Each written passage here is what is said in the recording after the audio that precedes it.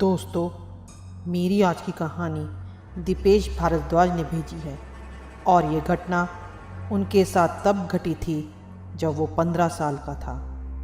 दीपेश बताते हैं कि उनके पापा, जो पटना में एक प्राइवेट कंपनी में काम करते थे, उन्हें काम के सिलसिले में शहर से बाहर जाना पड़ता था, इसलिए वो रोज़ घर नहीं आया करते थे। दीपेश और उसका बड़ा भाई ही उस घर में अकेले रहते थे। हमने एक घर खरीदा था जिसके बगल वाला घर किसी विनोद नाम के शख्स का था। वो घर बहुत अजीब था। वहाँ पर सिर्फ एक कमरा था और वो घर काफ़ी सालों से बंद पड़ा था, क्योंकि कई सालों से विनोद यहाँ नहीं आया था। हमारे और विनोद के घर के आसपास दूर दूर तक कोई घर नहीं था। एकदम सुनसान जगह के कारण वहाँ दूर दूर तक कोई आदमी भी नज़र नहीं आता था। यह घर हमें काफ़ी सस्ते दामों पर मिला था, इसलिए हमने इसे खरीद लिया था। मेरे पापा के काम पर चले जाने के बाद हफ्ते में 4-5 दिन हम दोनों भाइयों को अकेले ही इस घर में रहना पड़ता था। बात उस रात की है।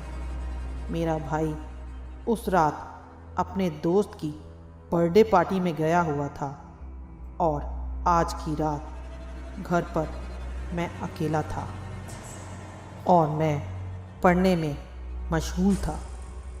तब मुझे कुछ आवाज़ें सुनाई देने लगी। ऐसा लगा जैसे साथ वाले घर में कोई टहल रहा है। उस आवाज़ को सुनते सुनते मैं अपने साथ वाले घर की तरफ चल दिया। वो आवाज़ें वहीं से आ रही थी। वो कमरा सालों से बंद था। फिर उस कमरे में आवाज़ें किसकी थी, ये जानने के लिए मैं कान लगाकर कमरे के दरवाजे पर उन आवाज़ों को सुन रहा था। अचानक अंदर से एक आवाज़ आई और मैं पीछे डर कर गिर पड़ा। आखिर अंदर कौन हो सकता है? देखने के लिए मैंने वहीं लेटकर दरवाजे के नीचे मौजूद खाली जगह से अंदर देखने का प्रयास किया और दहशत मेरे रोम रोम में घर कर गई। मुझे अंदर किसी के पैर नज़र आए।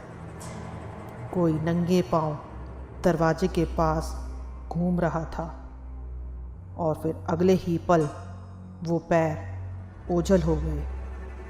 मैं डर के मारे अपने कमरे की ओर भागा और दरवाज़ा बंद कर बिस्तर पर लेट गया।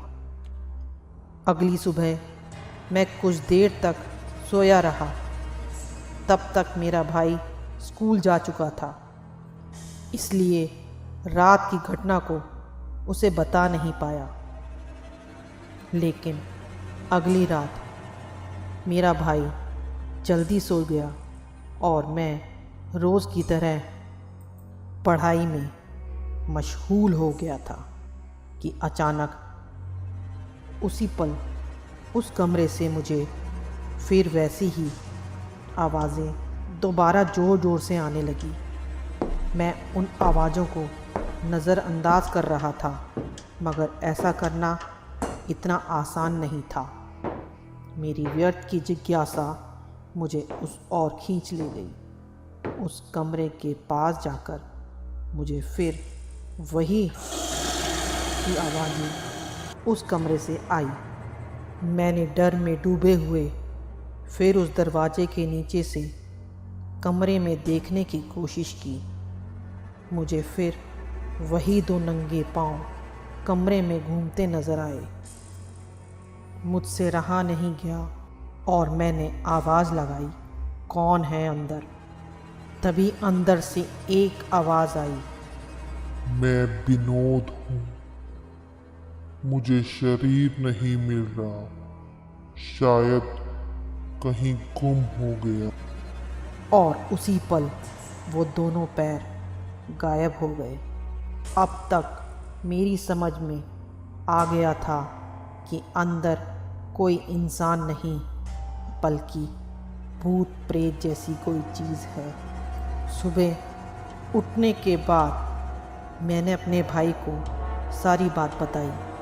मेरे भाई ने मुझे समझाने की कोशिश करी कि शायद वो तुम्हारा वहम होगा, दोबारा उस कमरे की तरफ मत जाना। मगर मुझे उनकी बात सही नहीं लगी। जब वो मुझे समझाने में विफल रहे तो मैंने उस घर में जाकर देखने का फ़ैसला किया। अगली रात फिर वही आवाज़ें उस घर में से आने लगी। अब मुझसे रहा नहीं गया और मैं अपने भाई को बिना बताए एक मोमबत्ती लेकर उस घर की तरफ चल पड़ा।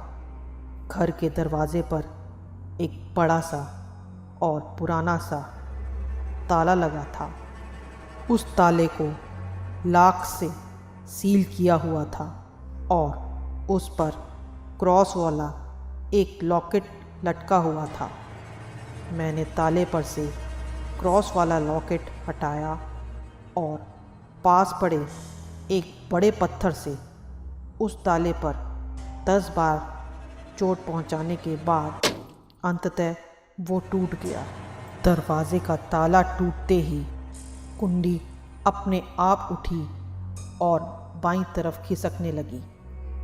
इसके बाद चरमराती हुई आवाज़ में बंद दरवाज़ा खुल गया। मैं बड़ी हिम्मत जुटाकर उस कमरे में दाखिल हुआ। तभी मुझे वही आवाज़ फिर से आने लगी और वो आवाज़ें कमरे के ज़मीन के नीचे से आ रही थी। अचानक मेरी नज़र सीढ़ी पर पड़ी जो कमरे से नीचे जा रही थी। हाथ में मोमबत्ती लिए बड़ी हिम्मत जुटाकर मैं उन सीढ़ियों से उतरने लगा। वो सीढ़ियाँ जहाँ ख़त्म हुई वहाँ एक अजीब सी बदबू आ रही थी, मानो जैसे वर्षों से बंद पड़ा कमरा खोल दिया गया हो। ध्यान से देखने पर पता चला कि ये एक बहुत पुराना तहखाना था।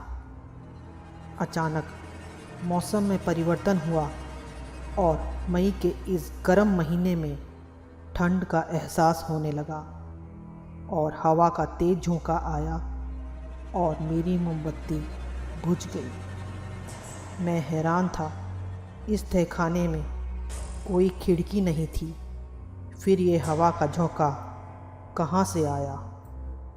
तभी मुझे माचिस की तीली जलाने की आवाज़ आई और मोमबत्ती अपने आप जल उठी और पीछे से किसी ने मेरे कंधे पर हाथ रखा।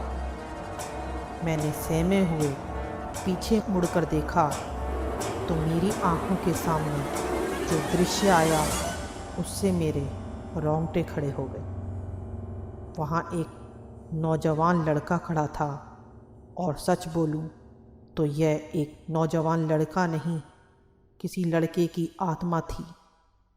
वो मेरे करीब आकर बोला, मैं विनोद हूँ, मुझे मेरा शरीर नहीं मिल रहा, शायद कहीं गुम हो गया है, क्या तुम मुझे अपना शरीर दोगे? यह सुनकर मेरे पैरों के नीचे से ज़मीन खिसक गई और मैं उल्टे पांव सीढ़ियों की तरफ भागा और चुपचाप घर पर जाकर अपने पलंग पर लेट गया। पापा के टूर से आ जाने के बाद उस रात की सारी घटना मैंने उन्हें सुनाई और उस घर को हमेशा के लिए छोड़कर दूसरे शहर में शिफ्ट होने का फ़ैसला कर लिया। उस दिन के बाद मैं इतना डर गया था कि उस कमरे की ओर देखते ही मेरे हाथ पांव कांप जाते थे और अगर आज भी किसी के कदमों की आवाज़ आती है तो मैं भगवान को याद करने लगता हूँ। तो दोस्तों, अगर आपको मेरी ये कहानी पसंद आई तो मेरे चैनल को सब्सक्राइब कीजिए ताकि मैं आपको और भी डरावनी कहानियाँ सुना सकूं।